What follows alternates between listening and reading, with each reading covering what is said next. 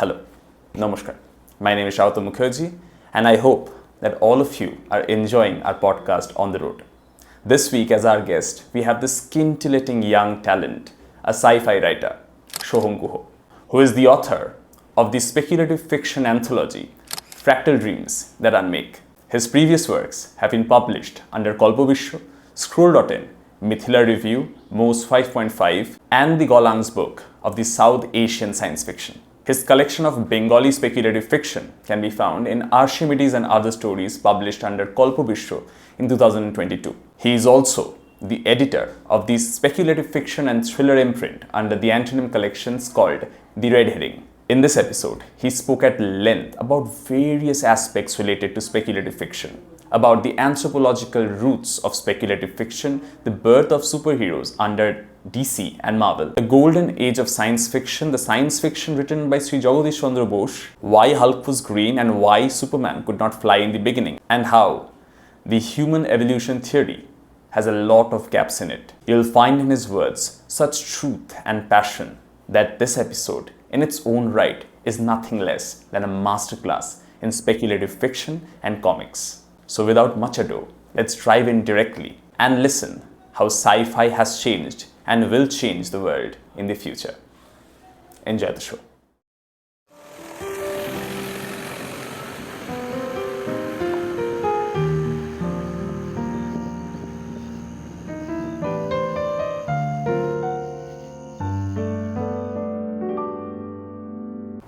ওকে শুরু করি হ্যাঁ ঠিক আছে আসছে আমার মনে হচ্ছে excited alright so welcome to the third episode of On the Road. I was supposed to ask you this question. Have you seen any of the episodes? Not yet. Why? There are two things. Okay. Number one, I'm not a very social media person. Okay. So most of the time what happens, I ignore the notifications unless it is very important and it's on our official chat software. Click. So you are suggesting that I should be posting the links of the podcast on Click. Only then you'll watch it. Because of two things, right? I am very closed and I don't actually open up much unless it's a subject that I actually prefer to converse with or I enjoy it. Okay. So come down to the subject that you enjoy, sci-fi. So I think sci-fi in Bengal, I'll be very true. The only sci-fi thing that I have read in Bengali literature is Professor Shonku. In English, my range goes a long way, but in Bengali, I have only read Professor Shonku. I'm limited in my readership, so don't judge me. I understand I've lost some respect in your eyes, but again, we'll get to the topic, sci-fi in Bengal. I've already introduced you before coming here so that you don't get embarrassed while I'll say your praises. But this is the book. This is by Soham Guha. This is translated by Sharbon Banerjee. Bondopadhyay. Okay, it is out. It is out by Red Herring, Fractal Dreams. It is available on Amazon, Flipkart, and our website. On our website, Antonym Collections. Get it. Okay, so before we get into sci-fi in Bengal, the most interesting aspect that I got in my hands while researching about you is you studied zoology. For what? Okay, there are two things that comes into mind. Number one, when I was in class 6, I was introduced to a teacher who actually preferred to ratta marke to do math other than understanding what is going on. Right. And that's why I had to memorize the steps rather than looking what the steps actually mean. And it created a kind of inhibition in the early years that actually proliferated into to some extent that I started to get irritated and afraid of maths. And as the years progressed and as I did my Madhyamik and admitted to class 11, the math became a monster. And also there were certain few things I used to say, the animal kingdom, the diversity of animal kingdom and what preceded them. The question of where did we come from can be only answered if we look at our present, and then we can probably guess where we are going. Okay. So beyond zoology, what I find in your answer is there's a sense of anthropology where you are getting Paleontology. Do you think how is sci-fi linked to this? Paleontology in its essence is a study of bones. In its bare essence, study of bones, you dig up something, you take the sedimentary rocks, you dig up the fossils, you study them, you guess what the animal is, and often most of the time you guess the animal wrong. Achha. A small example. Have you heard about the Piltdown Man? Okay, in 1930s in England, some anthropologist dug up some fossil, and at that time it was like the high tide of understanding human evolution. Like we had Lucy in the previous years, that was the first, and Australopithecus afarensis specimen, the first human ancestor we have discovered in the heart of Africa, the Aldeovale Gorge. Achha.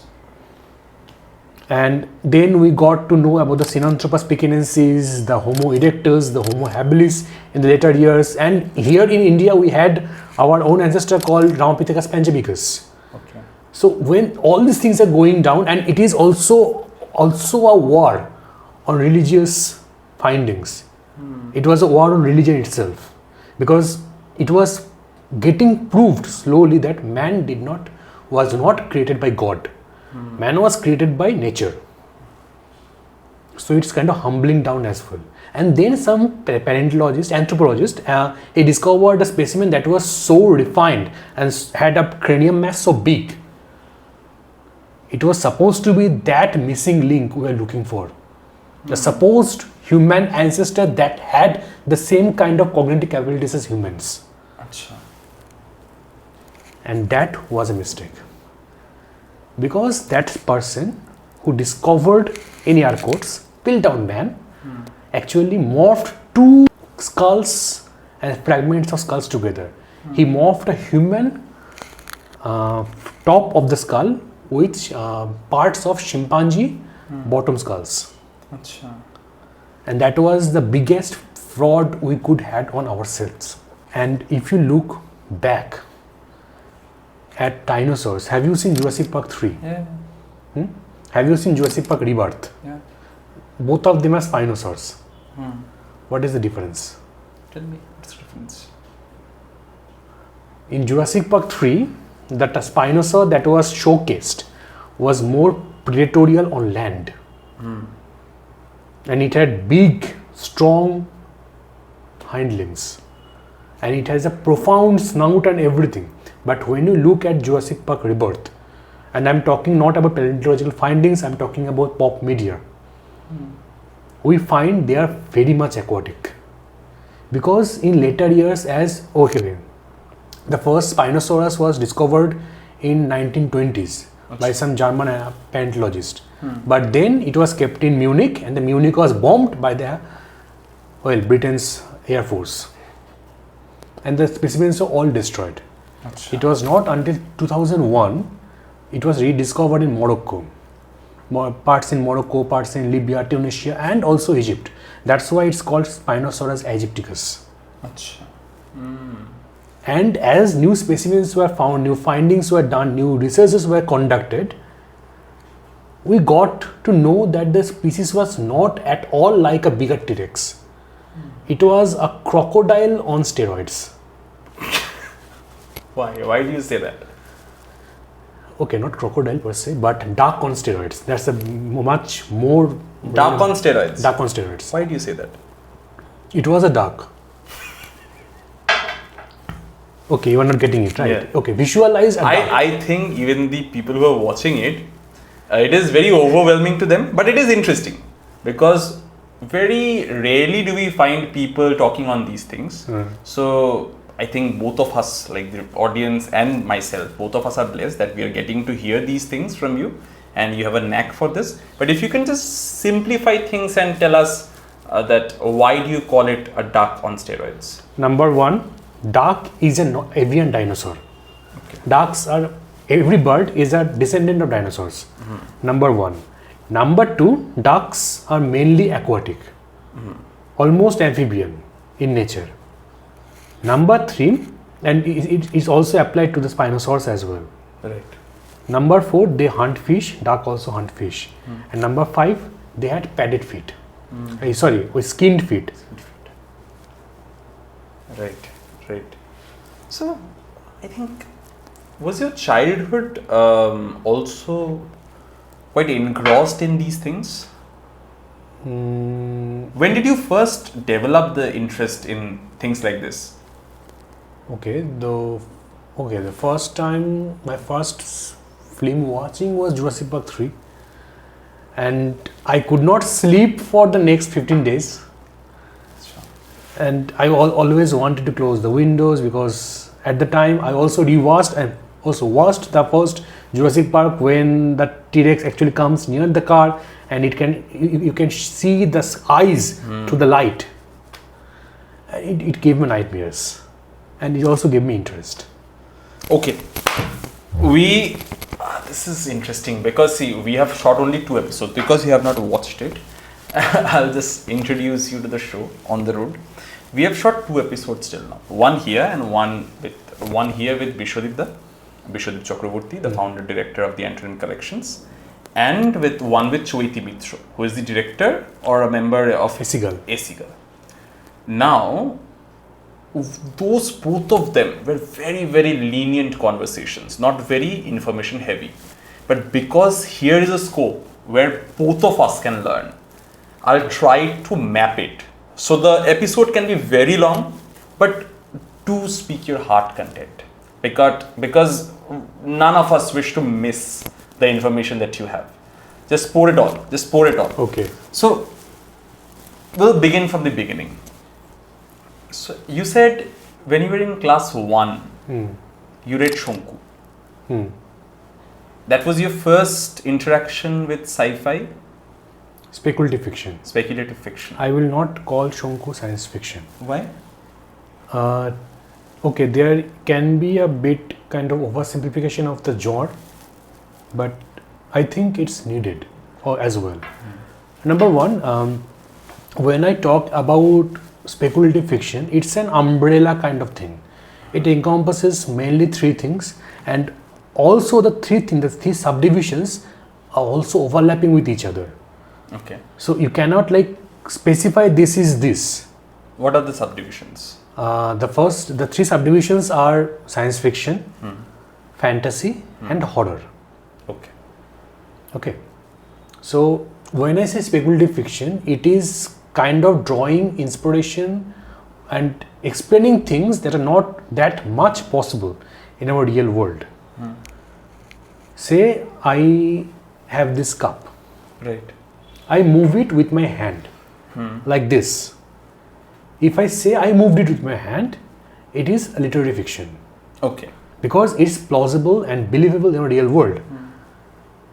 I don't say that science fiction does not make things unbelievable. I'm saying that speculative fiction makes unbelievable things believable. If I say some nanobots actually moved that cup, it's science fiction. If I say I used magic to move that cup, it's fantasy. And if I say a ghost moved that cup, it's horror. So that's a very kind of, I say, oversimplification of the genre, but it's what it is. And if you take Shonku into consideration, if you go through all the stories, and I'm not talking about the literary quality of the stories, those are exemplary good stories. And which is your favorite? Yes, it's some of the finest SF written in Bengal. No, which is your favorite, top 3 favorite Shonku stories? Extinct Vision, Moru Rahosyo, and probably Swarnapurni. I remember reading this short story of Shonku where there is this Chinese magician, Chiching something. Shonku and Chiching. That is my favorite. Where the gecko actually turns into a dragon. Yes. I loved it. Not because of the science, but because of sheer ego conflict between Shonku and Chiching. So it is very interesting. Even Bomjatri Diary is quite interesting. Bomjatri Diary was actually, if you read it and read it very closely, it is kind of I should say, inspired by Heshoram Hoshiar's diary, written by his dad. And Heshoram Hoshiar's diary, if you look at the text itself, it's actually a satire of the Britain's rediscovery of India. Bomjatri diary. Heshora Mushiarer diary. How? A group of scientists, and to this date this trope is being... So you're saying in Bomjatri diary, Shonku goes to a different planet to find aliens there who were running in a mob to bite them, to eat them up, to attack them. So the British's discovery or rediscovery of India has been reinterpreted into... First in Heshora Mushiarer diary by Sukumar Rai. If you look at it, the group also goes to a kind of mountain to find strange creatures. And that strangeness actually encourages, I should not say encourage, entertains them. And in Bomjatri diary, if you look at Vidushekar, Vidushekar is the Indian. Acha. Vidushekar is the robot. Vidushekar is the robot, Vidushekar is the Indian. Acha. Vidushekar is the person who knows about that place. If you look at that and if you see that he knows that it's kind of old, it has a mythical kind of presence, a mythical kind of importance as well. And if you look at Vidushekar, and he knew about that world called Tafa, where the Shonku and his cat and everyone, Newton actually went there. Shonku did not know. Shonku knew there is a possibility, but Vidushekar knew. Vidushekar is the Indian. And it kind of also reflects back to our strategic historic amnesia, where even kings like Asoka was also forgotten by us. Until again, the white man, James Prinsep, translated Brahmi into English. Interesting, very interesting. Actually, parallels like this, I was recently reading this book called Country and the City by Raymond Williams. In Country and the City, he argued how for the West, places like India or their colonies actually became the countryside, where they could come after doing some massacre in the city. They could come, they could hide, they could plunder, they could gather riches, then return with greater riches, greater name and things like that. So the countryside of the West, when that started to become cities, they started coming to the colonies and they made this part the countryside. Similarly, in Bomjatri diary, the other world becomes the colony, the countryside. The countryside. Okay, there is also a context of cultural genocide. Yeah, like if you take context of New Zealand and Australia, there were people that predated the colonizers, say by at least 10,000 years, and they are living in harmony with peace, equilibrium with nature. And when the colonizers came, they incorporated, I should not say incorporate, they forcefully shoved their beliefs and thoughts through our thoughts. It happened in India, it happened in every colony in the world, and they call it the white man's burden. Yeah. For example, if you really wish to know the white man's burden in simple ways, you can obviously read somebody from India, very beloved writer actually, and somebody who is simple to read. Her name is Eastern Kire. She is from Nagaland. You guys can read two of her works. One is Sky is My Father, a Naga village member, and second, Son of a Thundercloud. And if you wish to read a richer work of literature, which is also a classic, you can read Things Fall Apart by Shinwa Ashimi. So when you first encountered Professor Shonku, what changed in you? Did it give you the thrust that I now wish to write something on my own in this genre? Well, actually, I was 10, 12 years old back then. Oh, not 12, I was 6 years old back then. And when I became 10, 12 years old, there was a kind of, I should say, famishedness. I was very famished. That Shonku ends at Intellectron, the unfinished story by Satyajit Ray. There is nothing else. And I've already read it and reread it for at least 8 or 9 times. So I had to quench my thirst. I had to write some very basic, very poorly written and very borderline absurd stories of my own. Professor Ghosh. And actually I had incorporated new findings. Like at the time there was a frog that was discovered called Bilgia bufo ampigna. It was a dinosaur like croc. And it ate dinosaurs, and it was incorporated in my story. Every new discovery was incorporated in my story, whatever it fit the story or not. Right.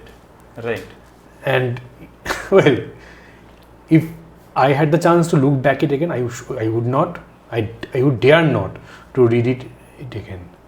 Why? Well, science fiction needs a certain kind of maturity. But the intent behind those stories must have been right.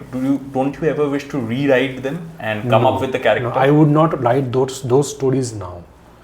Okay. Because now I write, and now these days actually, Shonku was from a different time. Shonku actually encompassed and embodied the romanticism of man's discoveries. And it is a very Western theme. Right. Shonku is also inspired from a Western character, right? What is his name? Shonku is actually, I've heard this. That Professor Challenger probably. Probably, I'm not sure. But if you take that, the romanticism is very Western science fiction. If you look at the golden age of science fiction, that is written by Edmund Hamilton, Hugo Gernsback, John W. Campbell. John W. Campbell actually wrote the thing as well, but that's separate. And if you look at the stories begins like this. The year is 2030. Mankind has colonized Pluto. We had such high hope for us back then. Will develop exponentially by 2030. And they had that vision, because at that time, if you remember correctly, when these stories were getting written, it had been only 20-30 years since the Wright brothers flew the first plane. Right. And it will be another 10 years when we will put our feet on the moon. Right. If you take that, that's a monumental jump. Monumental. And it happened because of two wars. We did not progress any further in technology because we did not have that kind of war. Okay. That is true, because wars are actually epicenters of technological development. The camera with which we are shooting, it was developed during the Second World War, right? And also the computers. The computers are there because of the Enigma machines. The algorithms are there because of the Enigma machines. The bytes, the kilobyte, megabyte, everything was developed during World War II. So science fiction writers like you, do you wish to have a World War III so that we can now transcend to Pluto? But we can imagine what will happen if there is a World War III. And the repercussions and the cascading chain of events. Like if you take into consideration the butterfly effect. It says that if a butterfly flaps its wing in, say, here, cyclone happened in Sumatra. There is no correlation between these two events, right? But it will happen because it actually takes into consideration a domino effect. There is a very good story by Ray Bradbury called The Sound of Thunder. Yeah, right.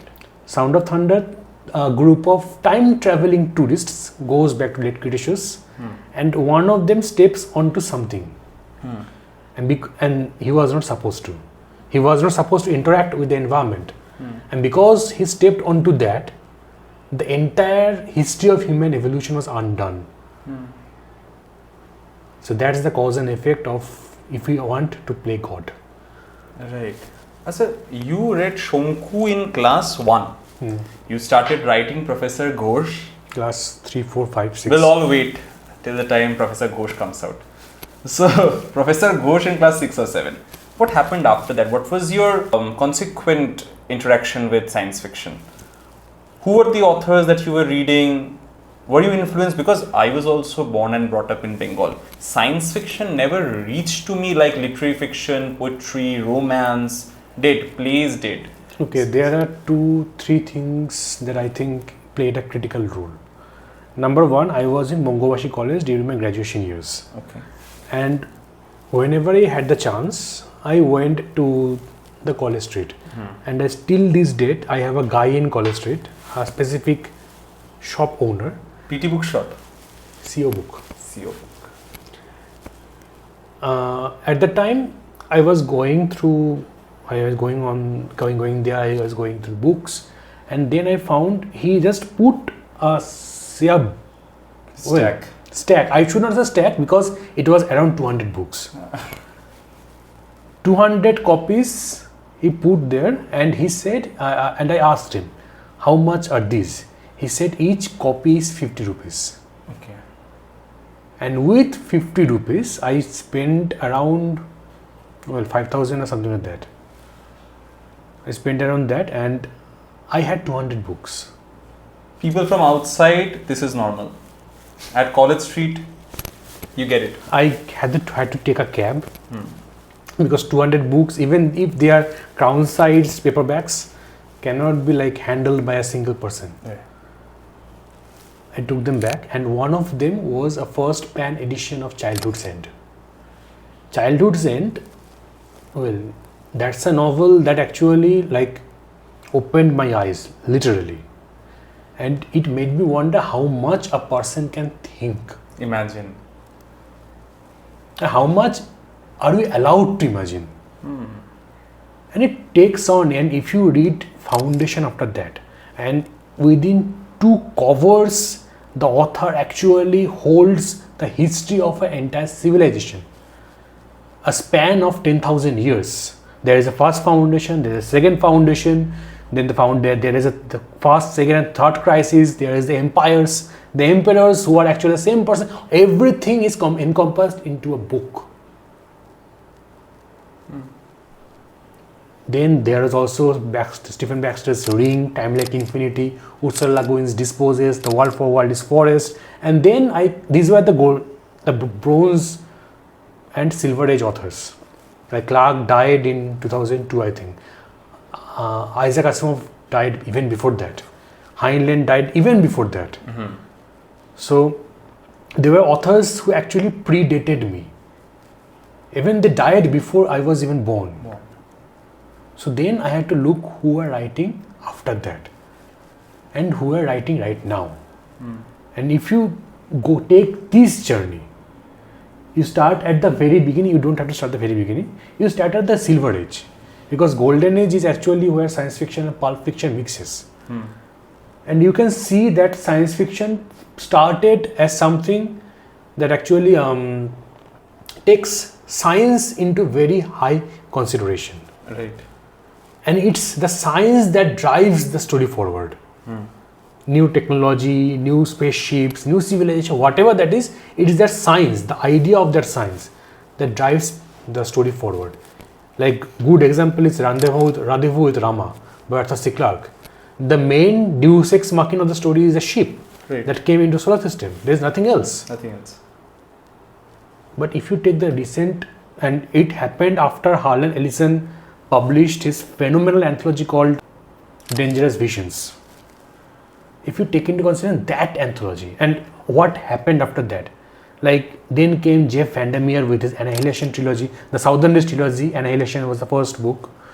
N.K. Jemisin with his Broken Earth, that is a fantasy, but again Cixin Liu with his Remembrance of the Earth Purse, 3-body problem, Dark Forest, Dead Scent, and also written by Banshu, there was another book.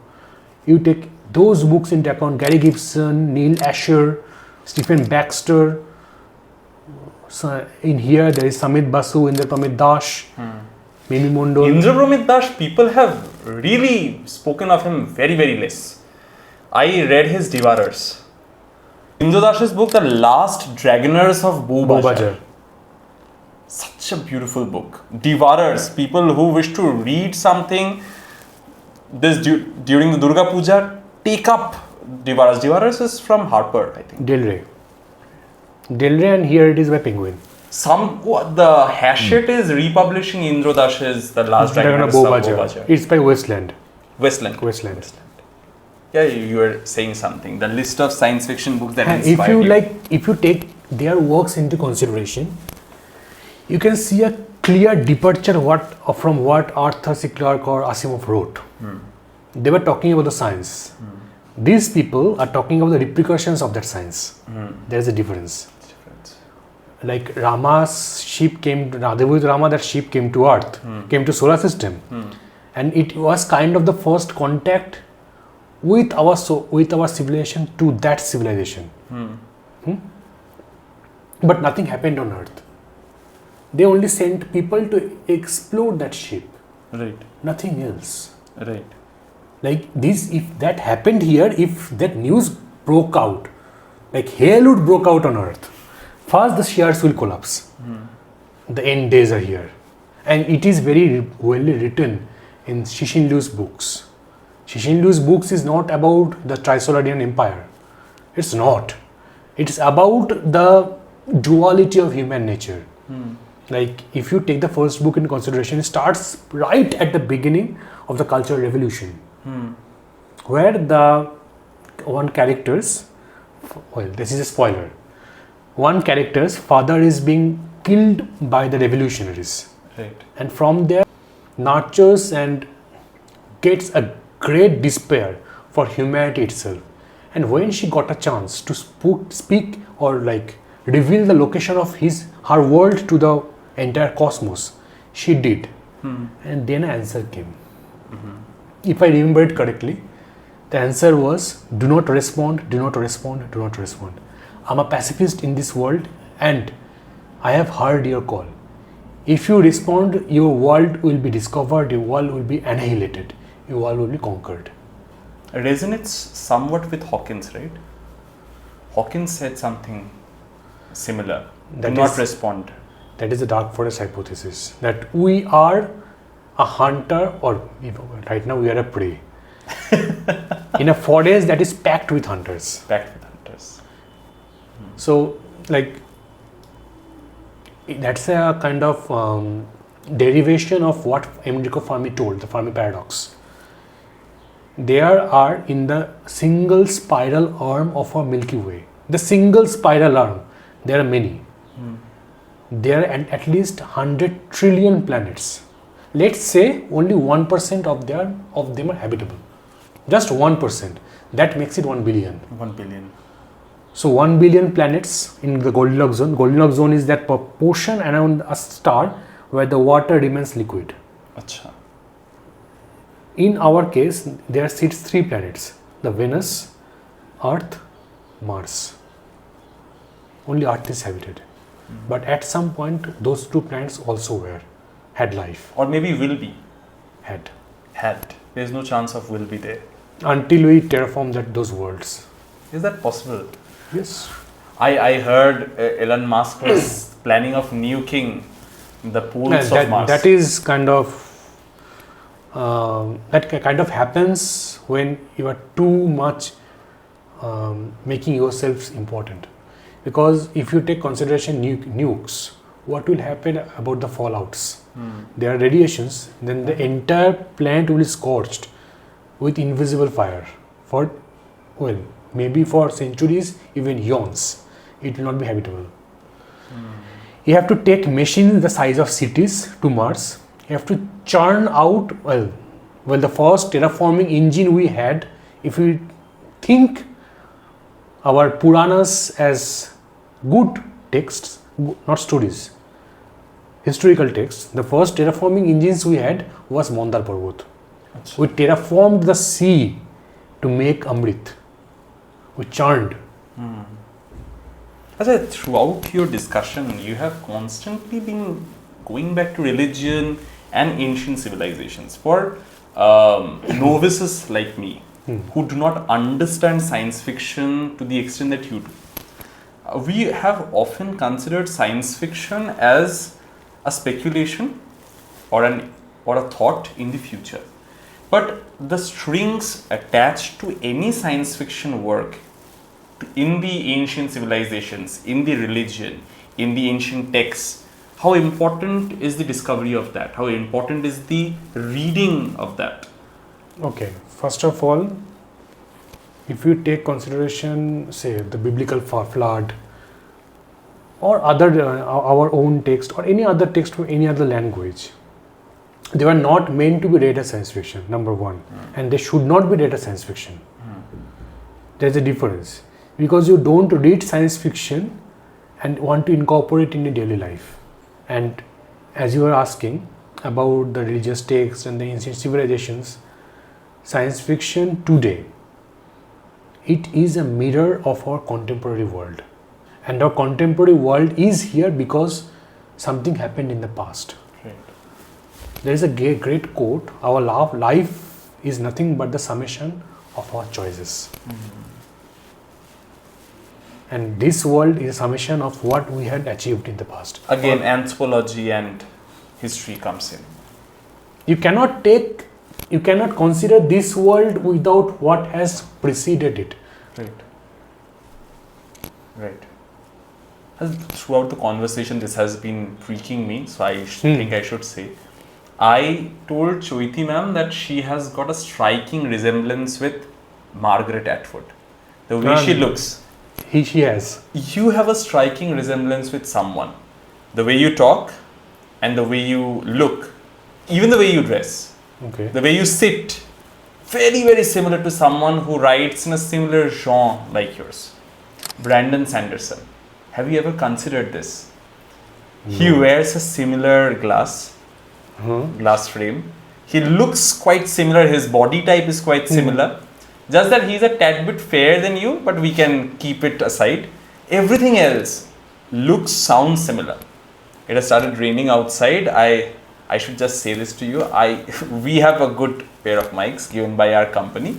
But the thing is, like John Denver says while narrating his autobiography, Take Me Home, it is available on Audible. You can definitely listen to it. It's really great. The sound in the background, John Denver says, is of a waterfall. And it's nature's sound, so it should be pardoned. For us too, it's raining outside. It's very calming. It's very calming, so we are not in a position or in a will to ask it to stop. So enjoy the conversation as well as the ambience noise. Now coming back to sci-fi. You started writing seriously post Professor Ghosh in class 9-10. You started writing seriously. First year. And your work started getting published in Scroll.in, Muse India, Mithila Review. The first one was in Unishkuri. In first year and second year, I had a series of 3 or 4 off periods throughout the week. And I used those weeks when others were going on, say, films and outings and everything. I did not have had that kind of friendship, or still this date I don't have that kind of friendship going on. I don't have that kind of circle. So I went to the library and I sit with my pen and paper and I wrote my first book, Opragaityashik. Opragaityashik, right. We'll get into that. Opragaityashik, the version you have seen in the media is the refined version. Right. The refined version has around 2 lakh words. The first primordial, I should say the prototype version that was... Primordial. You can use that word. The prototype version of that book was 22,000 words. 22,000? So 22,000 words is somewhere around 80 pages, 90 pages. And 2 lakh words. 2,30,000. That is over 300 pages. No. 2,30,000 is around 500 pages. 500 pages. So I wrote Opragaityashik, I submitted it to Unishkuri. Unishkuri was a bi-monthly magazine from the ABP group that publishes Anandabajar and they Desh. used to publish sci-fi? No. They don't. But somehow I found a very good editor, Subornoda, and he is writing right now in Desh and Anandabajar as well. Suborno Boshu. So he found and he called and he gave some advices, and Raudra Mitru is one of the famous artists these days, and he is very good, and he also draw the covers for the chapters. Right. And it published for 6 or 7 parts. 6 or 7 parts. Opragaityashik, the polished one. The unpolished one. The unpolished one. 6-7 parts. Is it usual that ABP Group and others do publish sci-fi? I wish they do. I wish. It is not so usual, right? Now, that kind of is boiled down to 3 or 4 things. Number one, the way we read romance, thrillers, or literary fiction in India. In India, the concept of science is introduced in later classes. But history, geography, the art subjects are introduced in earlier classes. Right? And that kinds of creates a kind of prohibition when reading. And because I have heard people telling me this, I should not read science fiction because I don't understand science. Science fiction is not for scientists. Right. Science fiction does not, good science fiction does not burden you with words that are not beyond, that are beyond your grasp. A good science fiction is nothing but a good story, where science is used as a tool to explain the story and proceed the story forward. That's why Shonku works. Because Shonku does not go, but again, Shonku is speculative fiction, but Shonku does not go into deep of how that thing, the annihilation gun works. It does not. It does not tell why the Dunglung door in Extingo Vision makes imaginary things real. Right. It's just there. It's just there. Right. And it is there for the sake of the story. And without that part, the story will not work. But it does not burden you with that. Right. That's a good science fiction story. And it is that kind of belief system that has been passed from generation to generation, because, well, we had good science fictions by Kailash Chandra Dutt in 1836-37 or maybe 55 that actually tells a speculative tale where India gets independence in 1937. Achha. It was written 100 years prior. We had Jagdish Chandra Bose's Palatak Tufan, 1896, Jagananda Rai's Shukra Bhraman, 1892, Begum Rokeya Sakawat Hossain's Sultana's Dream, 1900 something. Those are very good stories where science has used as a tool to proceed the story forward. But those are not science fiction. Those are science fiction. Those are science fiction. Achha. Palatak Tufan, Jagdish Chandra Bose uses the property of oil to dump down the surface tension of the ocean and actually stops a storm. You can take a churning liquid and you put some oil, the liquid will stop moving. Sultana's Dream is an alternate world where it's believable that, and it's a world, feminist world. It is ruled by women, governed by women, everything, and the world is at peace. Ghanada. We have come down to Ghanada, okay. Ghanada has some kind of weird naming scheme going on throughout the entire arc. Kachi, Dhol, Shishi, Mosha, Hati, Fad, Urukku. What are the names? What are these names? But the stories. Stories are good. Every story has an explanation. I have a question, and a very sincere question. You spoke of explanation. We'll get back to Apragavityashi, we'll get back to Fractal Dreams, but I think we'll get to something which is very controversial again. You said in Shonku things exist just for the sake of it, just to take the story forward. Then there are science fiction stories where every minute detail is explained. Like I was recently listening to this classroom lecture actually by Brandon Sanderson. He records his classroom lectures. I have also seen it. You too. Yeah. So you guys also should see it. It's a lovely, lovely series of lectures. So he says that while world building, every small detail has to be chalked out before starting to write the novel, the story. even the food lore, the folklore of that world, the religion, Spices, the spices, the weather system, the fabric, the roads, the streets, the monsoon. Okay, I will get back to that, but remind me about monsoon. Okay, everything is chalked out before sitting down to write the story. Now the question is, I was recently listening to this interview by Stan Lee, where he said DC's superheroes are slightly flawed because their superpowers are not explained on the basis of science. Now, from the place that he speaks this, is Superman has got no explanation why he flies, how he flies, but Thor has. Thor swirls his hammer and flies. Iron Man has got thrusters in his hands, in his feet, he can fly. Spider-Man has got an explanation why he can bring out webs. Captain America's vibranium can be explained, but DC superheroes' superpowers cannot be explained.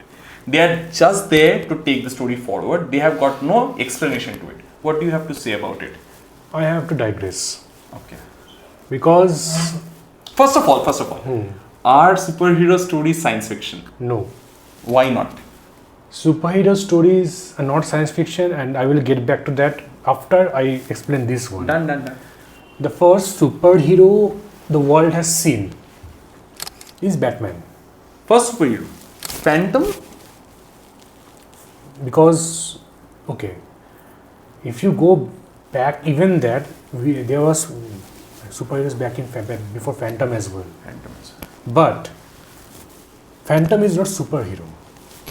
Phantom has not any kind of gadgets in his disposal. Phantom does not have. Phantom has good soldiers, a very good home, the Skull Cave, a very beautiful wife, Diana. But Phantom does not. That is a superpower indeed, to have a beautiful wife. A beach that has gold particles in it, the Kilauea beach. But Phantom does not have anything that differentiates him from you or me. Batman has. Batman has the swirl of gadgets in his utility belt. Batman has, okay, I will get back to that, but the first one was Batman. The Detective Comics number 1, 1937, probably June or July.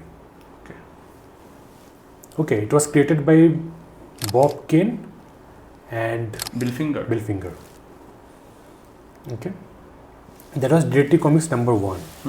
1 year later, two Jewish kids came into the Diamond Comics group. They were, you know the names, Jerry Siegel and John Schuster. Now, those were written before and also in that next time, in the next few years, came the Golden Age Flash, Jay Garrick, the Golden Age Green Lantern, Alan, what was the name? Okay, I forgot. Alan, Diana of Themyscira, Wonder Woman, and other many, Blue Beetle, first Blue Beetle.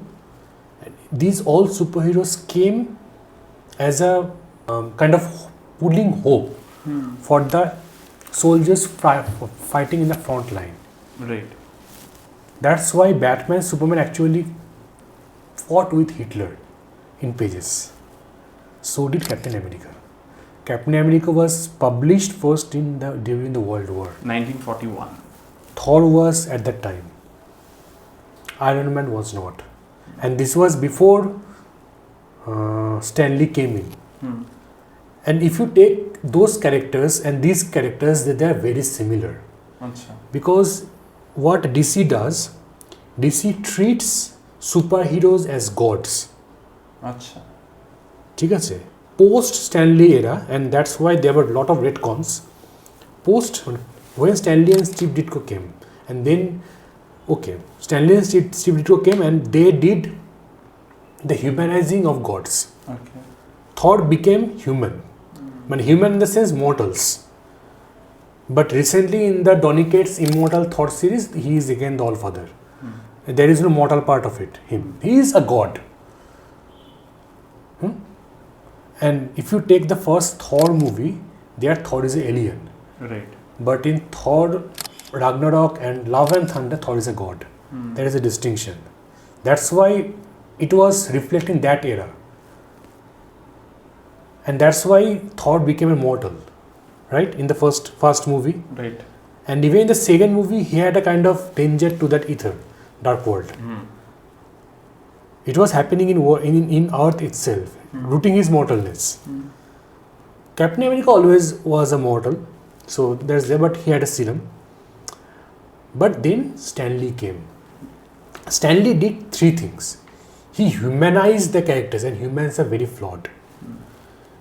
Came Iron Man, a bitter alcoholic, but a very good brain.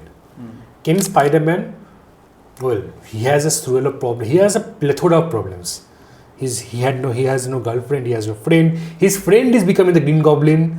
His uncle has died. His aunt is being hunted. There is a symbiote that wants to kill him, and his colleague is becoming the host of the symbiote. Everything is there. But if you look deep into Spider-Man and even before that into Hulk, those are very flawed characters, and those makes us root for them. We cannot root for Superman. Right. Like, we understand Superman, but the best Superman story is the one where he is humanized. Right. I think that was the All-Star Superman. He was humanized. The best Superman stories, and why we love Batman more than Superman? Because he is human. He can beat Superman with his humanity. Superman can lift a mountain, but Superman did not had kryptonite vulnerability at all at the beginning. Superman could not fly. Did you know that? No. At beginning, Superman could not fly. He had to leap from wall. There was a strong, faster than a speeding bullet, stronger than a mountain, can leap from one building. He is Superman. There's a 1943 cartoon. Leap from one building to other. You remember the line, right? Because it was hard to make the animations from leaping. So they made him fly. Only because it was hard to animate it, they made it fly. Okay. Interesting. Okay. Batman was supposed to be a red thing. He was but there was no... See, there's this logistic, technical issue of animating someone jumping from one building to other, so they made him fly. Because you have but to what do is the this. scientific explanation of Superman flying? When a reader is reading it 100 years later, and it is depends on what Superman you are looking at. The cinematic Superman of today. How do you explain it fly? Explain him there flying. are 3-4 Supermans. There is Kingdom Come Superman, there is Earth 1 Superman, there is Elseworld Superman, there is Earth 2 Superman, there is Earth 3 Ultraman, and also Superboy Prime. All of them fly. All of them are different reasons of flying. They do have reasons. So Stanley is flawed when he says that there are no reasons. When Stanley criticized Superman, I think it's in the 70s. I presume it's in the 70s. Because Superman has got every DC, the DC superhero pantheon, and even Marvel in Superman pantheon has gone through a lot of changes. Like there was this thing called Crisis on Infinite Earths, when the DC comic lineup got so convoluted, readers could not connect which was going where. The multiple Earths, multiple personalities, multiple heroes with the same name. There were 2 Supermans at that time.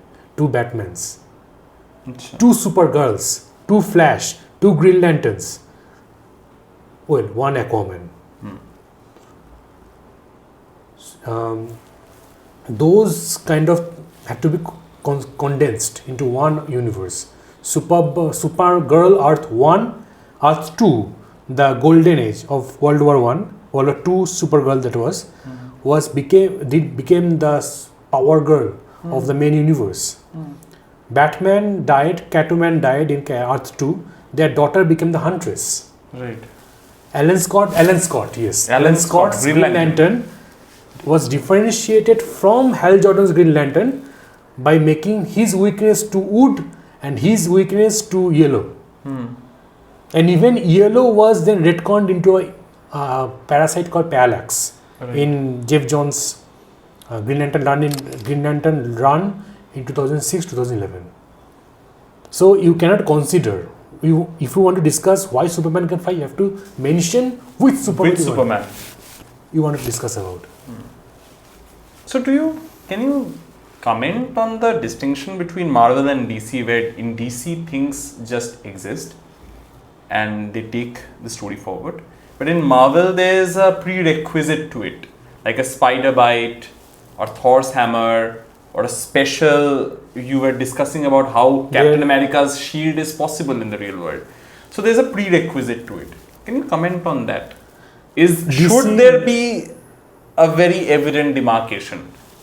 Okay, that can be told by one simple quote: with great power comes great responsibility. How does that explain it? Superman has a prerequisite. He cannot function without a yellow sun. Batman has a prerequisite. Without his wealth, he is nothing. Wonder Woman has a prerequisite. Without the blessings of Zeus and the powers bestowed on her by the island of Themyscira, she is nothing. Without his ring, Green Lantern is nothing. Without his speed force, Flash is nothing. So there are prerequisites. But what makes them distinct? In the earlier days, the DC had more world event goings on. World changing event. Crisis of Infinite Earths, Infinite Crisis, Final Crisis, Flashpoint, Dark Metal, Doomsday Clock, Dark Crisis of Infinite Earth. Well, the list goes on. And those actually resetted the universe. DC had at least 4 or 5 universe reset. DC Universe Rebirth. They had 6 or 7 resets. So the continuity break is 6-7 times. Was it the same with Marvel also? No. Marvel was consistent. Marvel's continuity only broke, I think, 2 times. One was in Secret Wars. That was in the continuity didn't break either. It continued. But Marvel is degrading like anything, don't you think so? Because the last thing that I read, I remember, I read Civil War, the entire volume, and how it has been depicted in the film. No, it is not. It has been bogged down. It has been bogged down. Simplified, and it doesn't have that effect. Punisher is not there. Ghost Rider is not there. Entire army of villains. The Spider-Man. Why Spider-Man sided with Captain America is not there. Not there. Hey, sorry. Iron Man. Why Punisher came with Captain America? The villains came with Captain America. It's not there. Don't you think that is a too harsh a representation of the Marvel comics on screen? No, it is harsh to us because we have read the comics. Like if you take Donny-Cates' Immortal Hulk series, you should read it. Like it takes the concept of Dante's Inferno and takes Hulk's entire lore into it. Okay. Like it embodies Hulk as a manifestation of Bruce Banner's PTSD that actually connects him with the 9th circle of hell. Acha. And there is a thing. The worst circle of hell. And there is a thing called the Green Door. The Green Door is a place where everything that Hulk has nightmares about exists.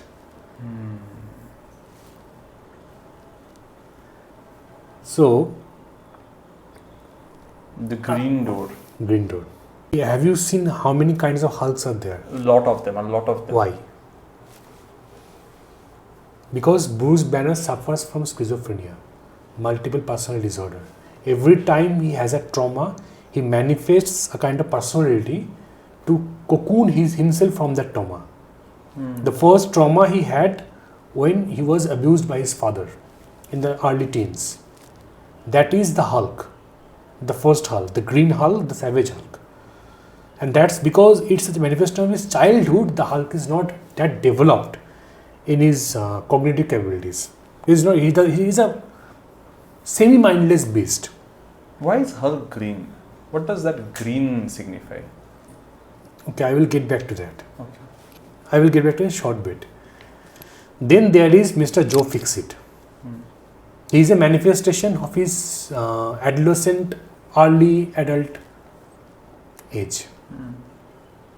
And at that age, because of that, Mr. Joe Fixit is ambitious, but he is not that powered like the Green Hulk. Then there is the World Breaker Hulk. That is the most powerful Hulk there was, when Bruce Banner did not become Hulk for at least 6 or 7 years.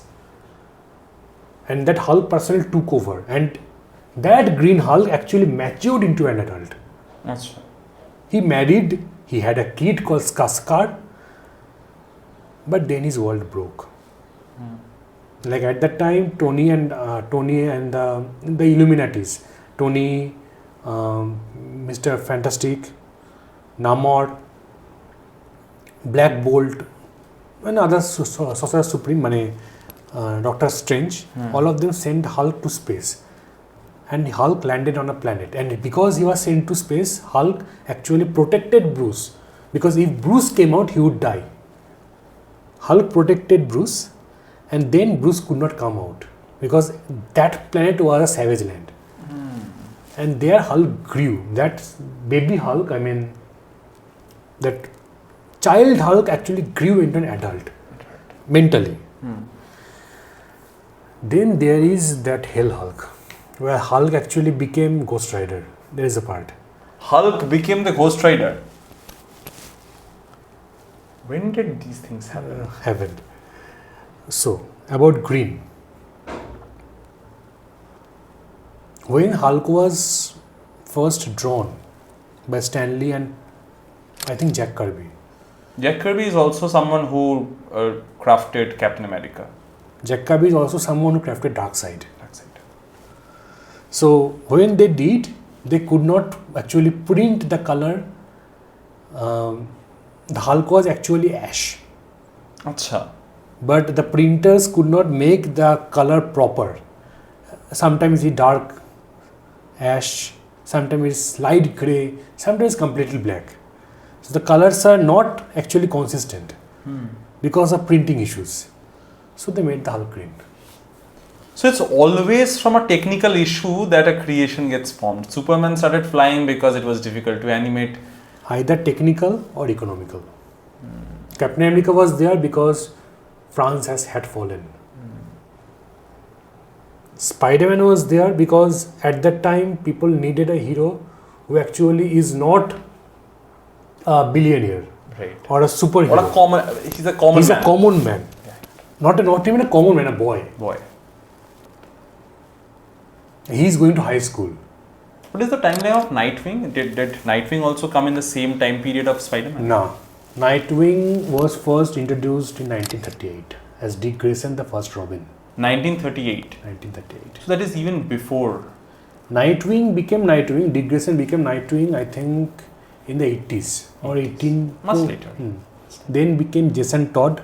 He became the Red Hood. Then came, what was his name? Then came the third one. He became the Red Robin. Tim Drake became the Red Robin. Then came Damian Wayne, Bruce's son, from Talia al Ghul. He became the last Robin. Damian Wayne also translated into Batman, right? That was in Deceased, Tom Tyler's run on a zombified DC universe. Okay. Again, I think we are shifting from science fiction to a more engrossed topics on pop culture and comics. It's interesting at the same time. Okay, we'll come back to science fiction because I have no clue what to call this podcast, because every time I sit with someone, I know exactly what they're talking about, because their interests are, I won't try to criticize anyone on that, but their interests are limited. They're interested in 2-3 areas and they have got a wide range of knowledge in those 2-3 areas. With you, anything that is touched upon, it can be a podcast on its own. So I'll get back to science fiction, though I think all the information that you have given, all the things that you have said are very interesting and everyone is going to like it. But coming back to science fiction, Now see, I have been writing since class 11, and there's a very fun story I'll just tell you. The first thing I wrote in class 11 was something, I don't know if I should say it, quite embarrassing. But in class 11, I wanted to first works are always embarrassing. The intent behind it is embarrassing, because I wanted to commit suicide. I wanted to commit suicide. I was extremely suicidal for very, very childish issues. That is not actually suicidal. It is like a pretense that I'll commit suicide. So I started writing a short story. And I had no place to publish it. So I published it on a portal called WordPress. So I published it. It was read by one of my friends. He showed it to one of his elder brothers who was then preparing for UPSC. I don't know what he's doing now. What he did is, he thought he should help me. So he called me to Maidan, advised me a lot, but I was this rigid class 11 child who would not listen and who would definitely commit suicide. So he went to the police and launched a GD stating, I have met this boy who has written the story, quoting from my story in his general diary, who has written the story and this line is featured there. I spoke to him this afternoon. If he commits suicide by tonight, I am not to be blamed. I am not to be blamed. The police called me up. How are you? I'm good. Are you going to commit suicide? No. Okay, thank you. So their work was done. What is a general diary? A general diary is a general discussion, a general inquiry. They inquired, I am alive, their work is done. The man is no longer to be blamed. So writer's journey, like me, starts in a very chaotic circumstance where people do not really understand why is he writing, where should he publish, and who are the readers. But while reading about you, I read, being from Kolkata, being from Bengal, you were writing science fiction. It was getting published in scroll.in. It was getting published in Muse India. It was getting published in Mithila Review. It was getting translated into Chinese, going to Zero Gravity, which is an award-winning space to get published in. How was all this happening? To be told, I am still not sure. It's a huge deal. It's a huge deal to be featured anywhere on of these platforms. Muse India is big. Scroll.in is big. And when you were getting published, maybe 3-4 years, 5 years back, it was a time when internet was just starting out to come to the everyday household. I have always been an early adopter. Okay. I have always been an early adopter of many things. Obviously, you are a science fiction writer, so you have to be an early adopter. Like when people around me were using Windows 98, I opted for Windows Vista, then Windows 7. When mine was the first house in the entire locality that got internet. It was 256 kbps, but it did what it was supposed to do. And the thing is, most of the technologies that should have come to me naturally at a later stage came to me earlier because I pleaded to my father for giving me these things. And what happened with the internet, there are certain sites that actually, and one of them is discontinued sadly, one of them is ralan.com. Ralan used to have a kind of hosting where every publisher who is opening the submission window has to list it there. Right. So if you have, say, a story and it talks about a very particular topic, a very niche topic, and you don't know where to put the story, you don't. I did not. Ralan helped me with that. I skimmed through the entire list. I saw these were open. I submitted this and this. If one is getting selected, good. Is not, maybe next time. How many of your short stories got selected? Bengali English combined. I think around 30. Around 30 short stories selected in national and international publications. Did you ever try Clark's World? I tried Clarksford refused 17 times. 17 times. And this number should be there. Now it's not this number should be there because all of the stories that have been published by Clarksworld in a single issue, that's only about 0.001%. In 10,000 stories, 5 stories get selected. That's the number. That's the competition. And that's why they pay so much. So much, actually. And I had the opportunity to talk with Neil Clark. Who is the editor? Many years back when he was still in Facebook, and I had the opportunity to ask certain things regarding science fiction, and his insights were also a kind of pushing factor. I also had the opportunity to be in presence of certain very, very good authors, Indra Das, Samit Da. I mean, Do you know Indra Das? I know Indra Da.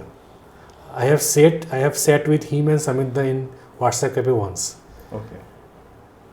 Indra is also, his journey is the same. He was also writing for journals, literary journals and elsewhere, like you. I had the chance to converse with Indra Da, Samit Da, Gautam Bhatia, Vandana Singh, Mimi Mondol. And being a writer is very isolated, it's very lonely. It's very lonely, yeah. True. All the things you want to talk about are in your head. So unless you meet these people, unless you discuss with them, unless you get to know them and their works, it creates a kind of, I should say, brotherhood, and it also makes you realize where you are and where you want to go. You need people who understand you. Absolutely. You need that community. Say in India, in USA, there are a WorldCon or con every year. And all the writers, all the comics artists, all the publishers, everyone who is interested in the genre goes to that. Right. But if I, as an Indian, want to, say, visit the Baltimore WorldCon or the Shanghai or even the Seattle WorldCon, I cannot, because of the exorbitant price that is associated with it. I have to book the tickets, I have to book the hotels. I cannot. So that my localization in the world creates a barrier. My financial dependence in the world creates a barrier. And good literature till this day, good science fiction literature till this date, is dominated by West. True. I agree. Like if today I am the imprint head of Red Herring, Right. there is no other imprint in the subcontinent that publishes SF in English. Why is that? That is the question. Why do you think it is so? 2 or 3 things. Number one, publishers will not publish a book if they are not confident enough. And if you write a romance novel, I'm not criticizing anyone, I'm not commenting on anyone. No, Durjoy Datta is hurt here. And I did not say that. So, if you're writing these, if you're writing thriller, and they're good thrillers, good romance stories, they will get, because they are easily marketable. But don't you think marketing, I also asked this to Vishwadipta. So I was asking him before Amish, post Amish, if you see Ashwin Shanghi, or if you see Akshat Gupta. No, Christopher. No, Akshat Gupta, he's Indian. Akshat Gupta. So Akshat Gupta, Ashwin Shanghi, then there's Kevin Messel, then Amish Tripathi, all of them, the entire wave of mythological fiction. It's not so popular before Amish. No. They came in, they made a market of their own. Do you see a possibility of science fiction doing that anytime in future? I see a possibility. I see a very good possibility, because if you go to most urban bookstores, you will find a dedicated science fiction, fantasy, horror rack in every bookstore. But it is dominated by Western or translated, non-Indian authors. True. So that has to be. So there is a reader base. Absolutely. There is a hunger for new stories. Absolutely. So it is our responsibility and our job to bring up those books, and that is one of the reasons why I invest in red herring. Like red herring is my baby, to be told, and I have carefully selected those stories that I find have relevance and will be marketable. And in marketing, you have to frame. You have to frame the products. I'm not talking about books. I'm talking about products. You have to frame the products accordingly.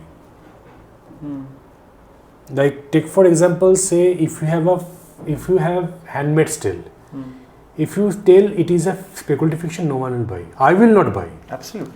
It's not marketed that way. But if you tell it's a commodification of womanhood, there's a readership. True. Absolutely. You spoke at length about red herring. This book was also published under red herring, translated under red herring. What is red herring according to you? Besides being an imprint of the Antonym collections, what is red herring? Red herring is something I wish I had when I was starting to read science fiction fantasy. Okay. You had as a reader. Yes. And a writer.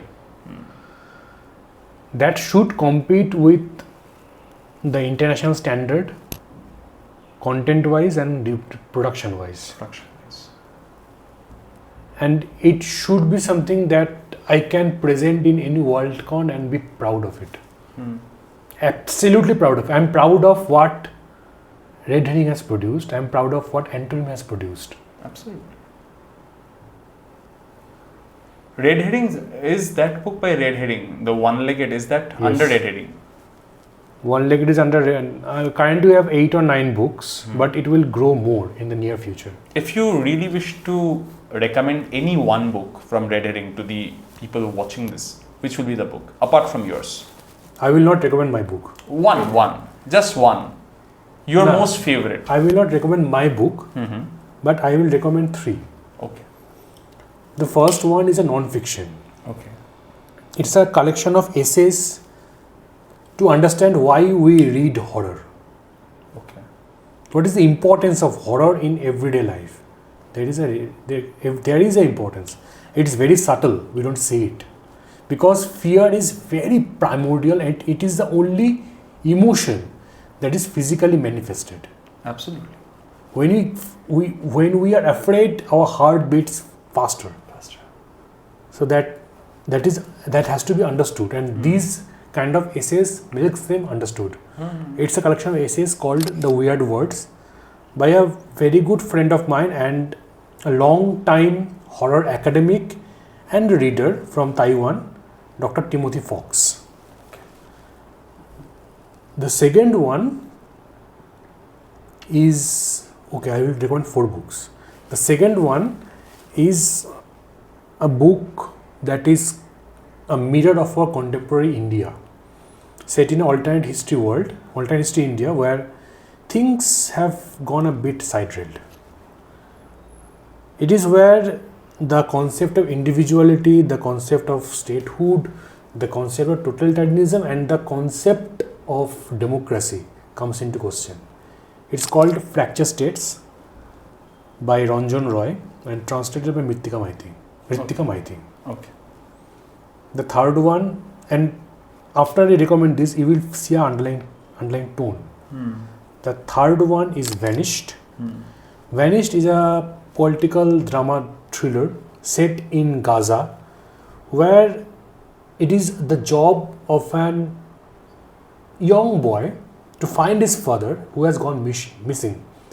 And Gaza is an occupied place. So taking every step is harder with each step. And the fourth one is Null. Null is yet to come. Null is yet to come. Null will be launched. A beautiful cover. Beautiful cover. Thank you. Like you said, the books from Red Herring can compete in any WorldCon. Null has that potential. Just looking at the cover, it is up there. It's up there. Null is Very good. Who has made the cover? Null and fracture states are made by Shreya Prasad. Okay. She is doing Indian fantasy PhD in JNU. Okay. So she has that background, Background. understanding what I am asking for. Absolutely. So Null is, well, have you read Robinson Crusoe? Yeah. What is Robinson Crusoe about? Robinson Crusoe, according to me, is about a lot of things actually. It is about Rousseau's theory of going back to nature. It is about, if a religious reading is done, there is this first sin from which he finds redemption, the sin of his father, of not listening, of disobedience, the first disobedience, sin of his father. Then there's a lot of things. Colonization is there, how man colonizes and makes a absolutely desolate place his own, a sense of possession, and a lot more things. There can be dystopian reading of it. I feel Robinson Crusoe is very dense. A lot of readings can be possible. Robinson Crusoe is also that concept of individuality, that is where civilization is forcefully removed from him. Absolutely, absolutely. Same goes with the Lord of the Flies. Same goes in Mysterious Island. Same. Yeah, There is a concept of individuality without civilization. absolutely. Now Robinson... Oronnet Dinratri. Oronnet Dinratri. Robi Ghosh comes out, burns the newspaper and says, এবার সমাজের থেকে সমস্ত connection শেষ। এইটাতে, so these topics, you place a person in an isolated island where you cannot go back home, right? Right. You magnify that distance, you multiply the distance by parsecs, and you find this ship that is at the edge of the observable universe, at the edge of the known universe, and it is going where no other ship has gone before. And here comes the concept of human dread, the concept of loneliness, the concept of who am I, the humbling of humanity. Who am I in the context of cosmos? Like, I am Soham, you are Shagoto, but those are the names we give each other. Those are names, that are assigned to us. But who are we? Who are we? Are we that machine that runs on blood, flesh and bones? Are we that computers that runs on neural signals? Or are we just a thought? Take into consideration the concept of ship of Theseus. Ship of Theseus is a sailor who after every voyage comes to the port and fixes his ship. At one time, that ship, the ship's every component has been replaced.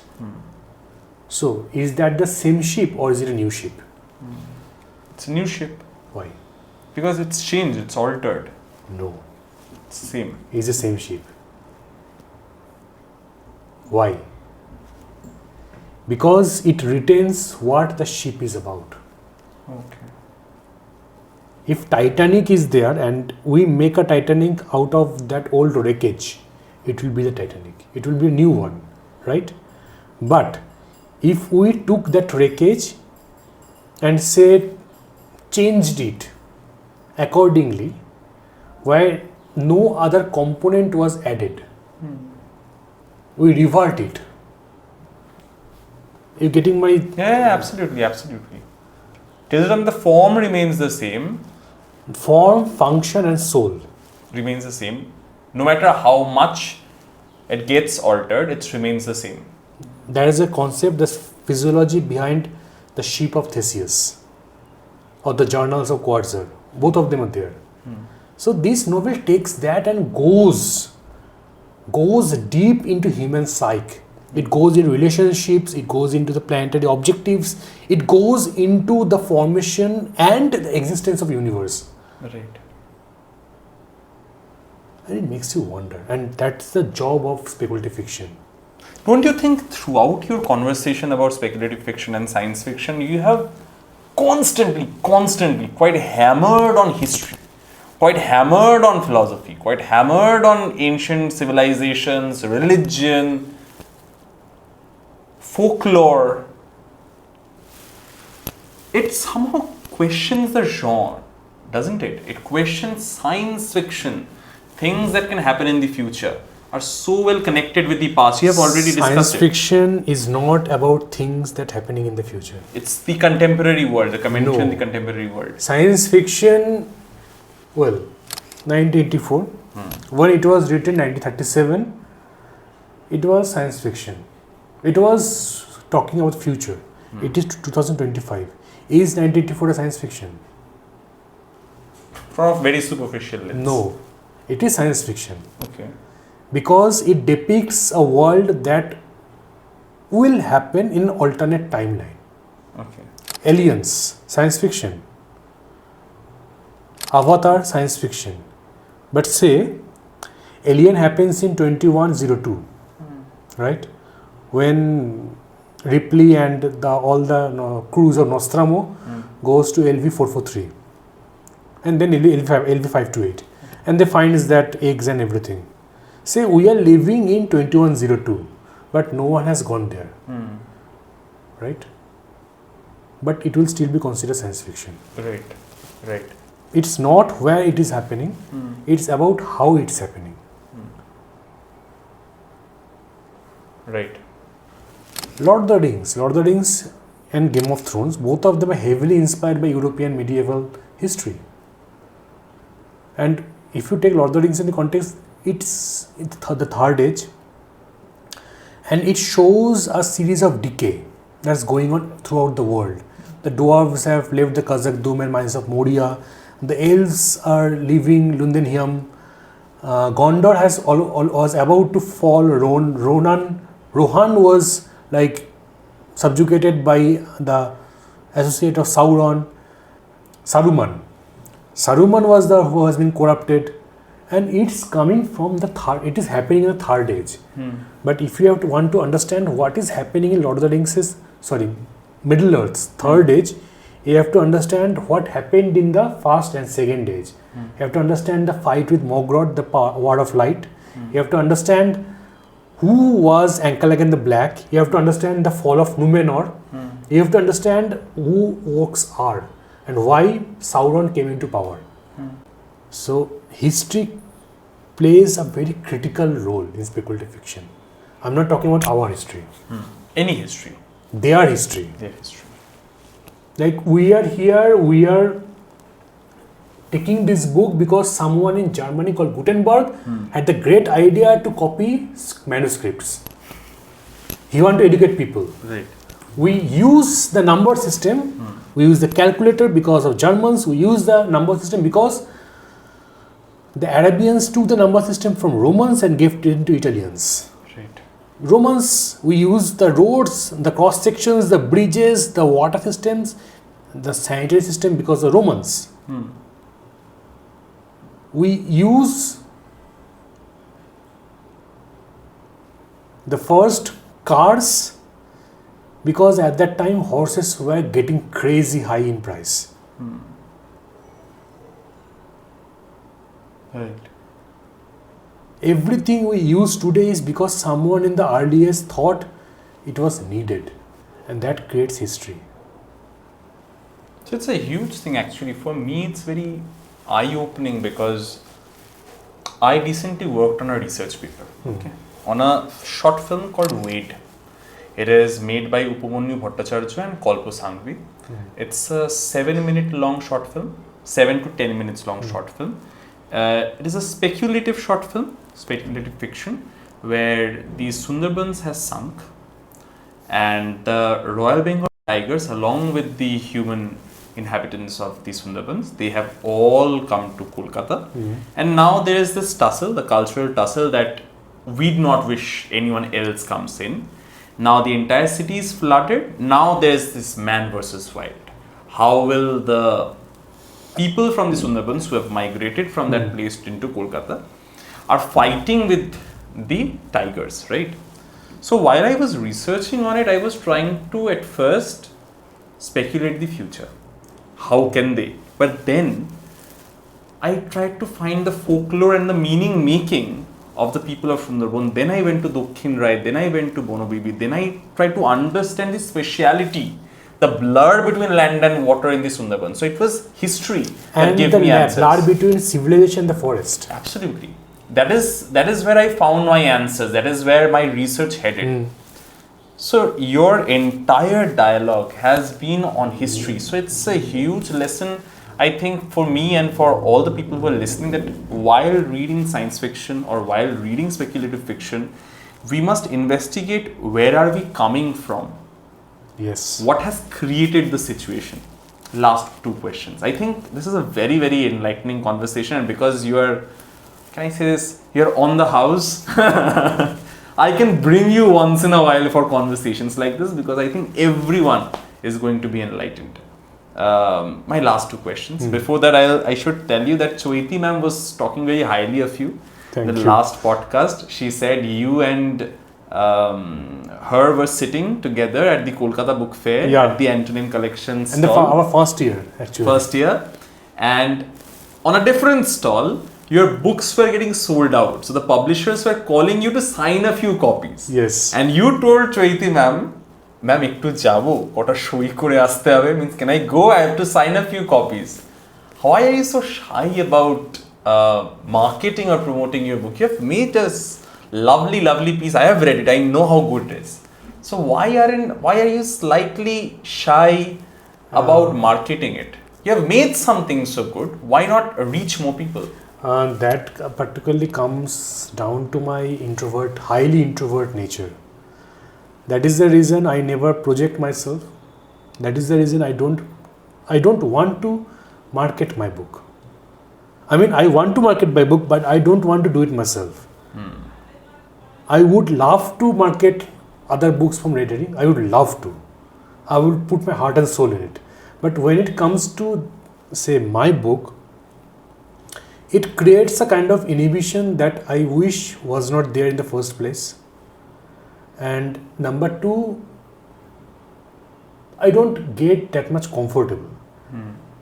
And a marketing person for a book should not be that engrossed with the content itself. Absolutely.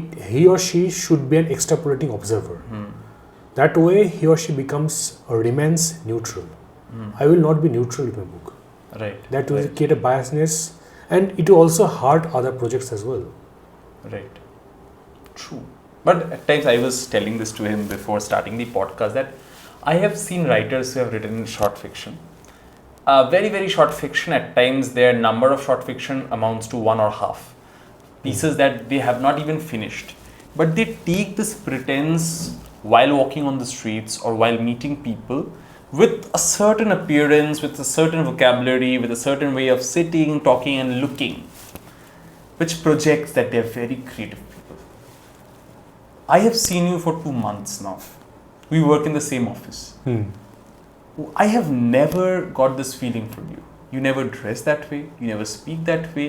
You at times do not even tell people that you have written something, it has got published somewhere, and you know people, you're doing things. You're silent on that creative part. You talk a lot. You talk on food. We have played damsharats together. Yes. We know the banter, but why is it not about the creative side of yours? It's so interesting to listen to it. So interesting to know you, the creative side of yours. Why aren't you out there? I understand you are an introvert, but still, you do not dress that way. You do not have that pretense. What exactly do you think makes you this way? Well, first of all, I believe a writer should not be known by his face, but by his pen. Number one. Because I want to remain a writer and not an entrepreneur of writing. I will be an entrepreneur of writing, but for not my writing. Number one. Number two, there had been some cases in my childhood which I will not talk about, that actually kind of taught me the hard way that writing is not for me. and it kind of has that deep psychological effect, and it still lingers. When I was told repeatedly by people who I cared about and loved and respected that writing should not be my gig. I should become a doctor, I should become an engineer, I should pursue not even PhD. I should pursue UPSC, and those are all great things. Absolutely. But certain things are always meant to be for certain people. Absolutely. And if I don't fit anywhere, I become a very bitter person. You become an outsider. Yeah. Outsiders do become bitter. I remember Mohs' mother died in Camus' book, and he didn't react. He didn't know how to react. He could not process that information first. Yeah, true. Last question. I was recently reading through this essay by Judith Butler. It is there on LitHub. People who are interested can visit the LitHub website and read it. It is about writers now should think of a world which is post-dystopian. In science fiction and speculative fiction, we have already imagined a dystopian world ever since Metropolis. Metropolis in 1923.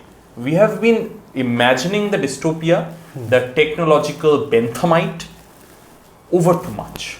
Now it's time for fiction like Margaret Atwood's Oryx and Crake.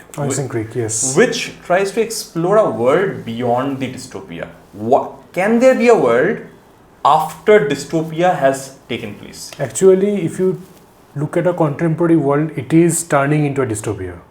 Absolutely. So speculative fiction should be about post-dystopian societies. Absolutely. Are you thinking in that line? It's a kind of rebuild.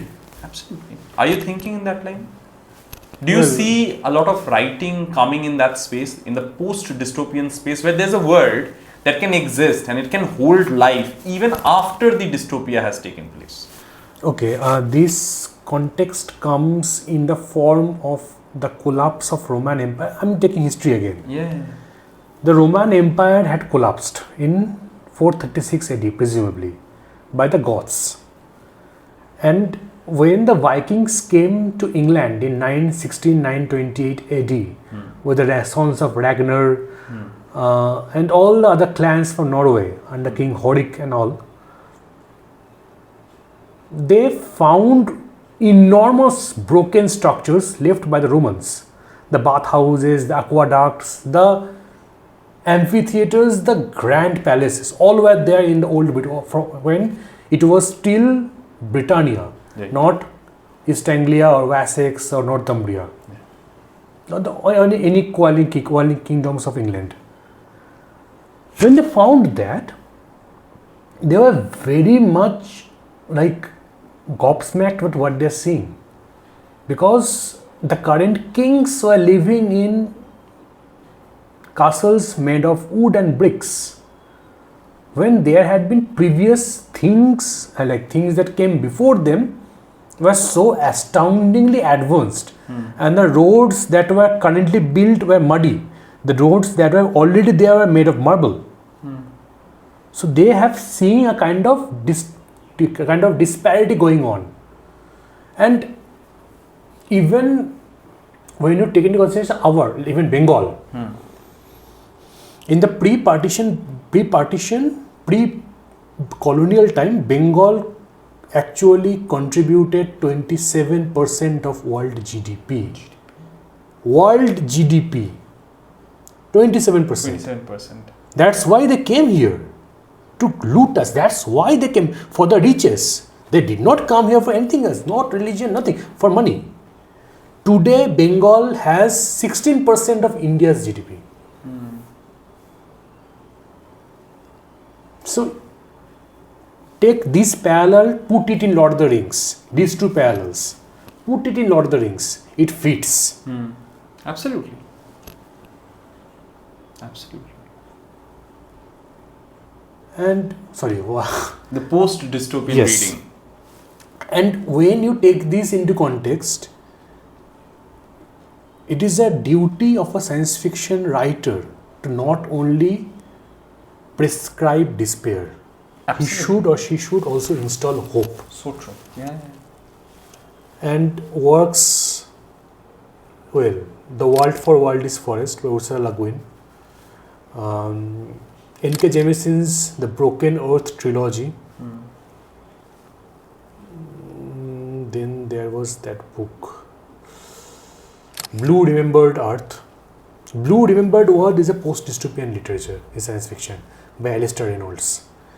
Blue Remembered World or Blue Earth. Remembered Earth? Yeah. Blue Remembered Earth, On a Still Breeze, Poseidon's Children, Poseidon's Wakes. These three books are a post-dystopian science fiction, written in 2003. Right. 2003. 2003. 22 years back. Now, it talks about a world that has come back from global warming, cataclysmic weather changes, famine, wars, economic collapse, and has rebuilt them. Absolutely, yeah. And the rebuilding came from control. Like Singapore, when it was first founded in 1965, he wanted Singapore to become like Calcutta back then. Now look at today's Singapore, today's Kolkata. That time Calcutta looked like a proper city of a civilized world. Today it takes you or I at least more than 1 hour to reach home. And through pothole Through streams. potholes. Roads are not visible. And there are so many cars. Roads are narrow. Yeah. Now go to Singapore. Why is that? Good laws, good authority, not government. I'm not talking about government. I'm talking about authorities. What kind of authorities? We have Anti-Corruption Bureau. They also have. Our Anti-Corruption Bureau is under a minister. Their Anti-Corruption Bureau is autonomous. That's the difference. Absolutely. It's about self-governance. It's about control. That's the only way we can ensure a post-dystopian society, or else it will again collapse. Absolutely. This very idea of control that you said, stability, control, reminds me of a brilliant work actually. One of my most favorite science fiction works by one of my most favorite science fiction authors, Philip K. Dick. His short story, Stability. And also you should read that one, Ubik, Man in High Castle. Absolutely. That is his masterpiece. People who haven't read Philip K. Dick, Stabilization, Man in His High Castle, I think quintessential works. People must read them. It has been a long conversation. I think everyone has enjoyed it. How did you feel? Well, I'm a bit light. Okay. After speaking out, were these things in you for a long time? A very long time, yes. I understand. It's really interesting. I have seen people who do not talk a lot, who do not project themselves, because my elder brother is like that. He's an artist also. When he gets a chance to speak on the things that he's passionate about or is in love with, there's a lot of honesty. He doesn't care how he looks. He doesn't care what people think of him. He just speaks. And there's so much honesty, so much passion when he speaks of them. When he was speaking of Hulk, when he was speaking of the Roman Empire, the Vikings, of Batman, there was that honesty. I think the audience will get it because I got it. And I really wish to keep the conversation going for another 1 hour. But again, for the constraints, I'll stop it here. I've never asked all of you to subscribe to our channel. You do not really need to. Whenever there's a new video out, if you're interested, the algorithm will push it to your feed. But just that, whenever there's a new video, if you have watched this video till the end, please do watch the next video as well. Thank you. Bye. Bye.